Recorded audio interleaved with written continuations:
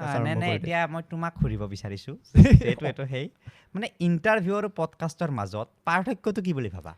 এই আপুনি যেতিয়া কেমেৰাটো লৈ যে কৈ আছিল বকিম বা কৈ দিম, আপুনি শুধৰাই দিলে, সেই শুধৰাব নালাগে আচলতে পডকাষ্টত মোৰ মতে মানে। তো মোৰ মতে এনেকুৱা হয় পডকাষ্টত আপুনি যি হয় বকিম বুলি যদি কৈছে বকি দিয়ক, আমি সেনেকৈ কথাটো পাওঁ।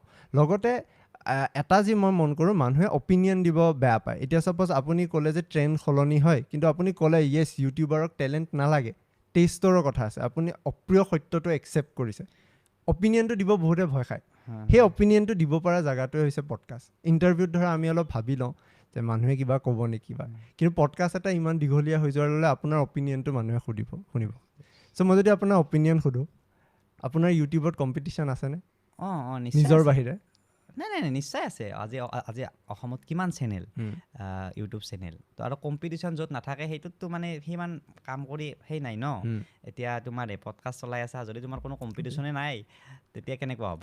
কোনোবাই মাতিব, মামাক মাতি দিলে, নেক্সট তুমিও ভাবিব লাগিব এইবাৰ মই মোদীক মাতি দিম, এটা লাগিব না। তো সেনেকুৱা বহুত কম্পিটিশ্যন আছে। আৰু সেই কম্পিটিশ্যনবিলাক যে এই কামটো কৰিছে নেকি, এতিয়া আমি এটা বেলেগ টাইপত কিবা এটা বেলেগ কৰি দিওঁ, সেনেকুৱা থাকিব লাগে। আৰু সেইটো বহুত আছে আজিকালি অসমত।